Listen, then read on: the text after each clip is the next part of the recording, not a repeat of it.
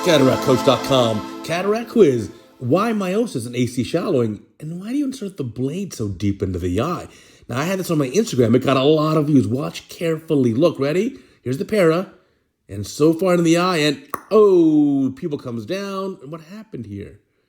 Well, the blade punctured the lens capsule, and I think it caused an Argentinian flag sign that extended way out to the periphery. So here's the Trypan blue dye. Now look at the iris prolapse already. So now you've got a big pressure gradient here. You got high pressure behind the iris, and then obviously lower pressure in front of the iris, which is causing the iris to be pushed out of that paracentesis. The eye is firm. The anterior chamber pressure is high. Vitreous cavity is probably not too bad here, but that's the issue you have here. You've got a misdirection of fluid now. Anything, the fluid that you've injected in the eye has gone here and stuck behind the iris because you ripped out that lens capsule, went all the way to the periphery. Again, why stick that side part blade in the eye so deeply?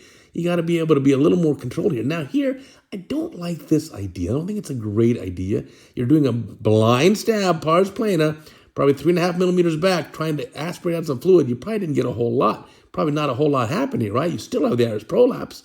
So now trying a peritomy here. Going to do MSICS.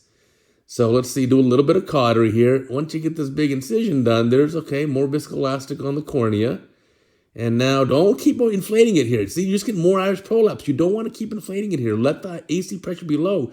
Again, this is not going to help. Stabbing in here, pars plana, trying to aspirate out, no, it's not going to do a whole lot. And so you're not going to suck out vitreous, right, through that needle. So here's a little bit more cautery. Let's just get the incision done here. It's a little close to the limbus for me. Don't really love that incision. But entering here inside the eye, clearly a resident case. And okay, again, see, I think the tunnel is too long in the cornea. You're splitting half the cornea open, and it's too short on the scleral side. So here it is, entering inside here. Maybe you wanted that. Maybe you want to have that very corneal incision there because of the iris prolapse. Because of that shallow AC, you want to prevent iris from prolapsing on your main incision. I don't think you're going to get much of a rexus done here because that's already run out. Yeah, that's already gone. You can't open as your friend here, my colleague. Yeah, you can try. I don't think it's going to do it. Yeah, cystotome. Doing a can opener.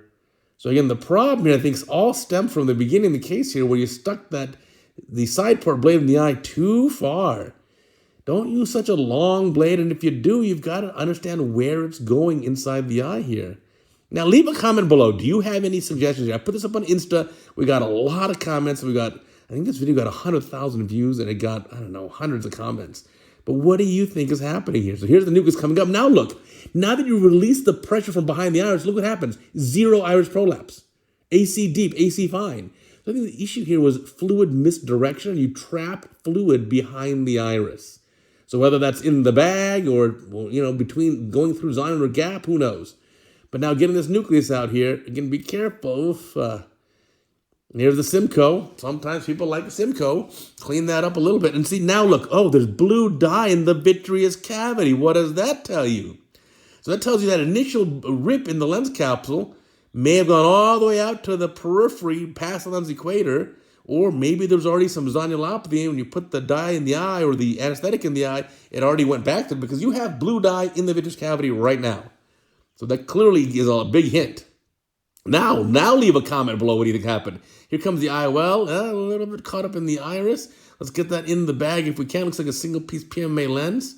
And more viscoelastic is good. Yeah, there's the blue vitreous for sure. So you definitely got Trypan blue dye in the vitreous cavity. Let's get this lens in the bag if we can and wash out any more viscoelastic there. Here, I know some people do M6 without sutures. I would definitely put some sutures in this eye, because I just don't want to see the iris prolapse later. A couple of sutures there would be a big, big help. Yep, there it is. Good idea. Hey, for a resident case, you did a good job. You saved the case. Here's a suture in the main incision. I'll close that up. Leave a comment below. What do you think happened here? Obviously, I think we learned a lesson. Don't use such a long blade here. And then, do you still have iris prolapse? Why is the pupil peak there? Whoa, whoa, whoa. Don't finish the case here. You got a little pupil peeking there. Don't leave it like that. Uh-oh, no, I don't like that pupil peeking right there. Leave a comment below. What do you think about this case? Let's learn together. Remember, CataractCoach.com.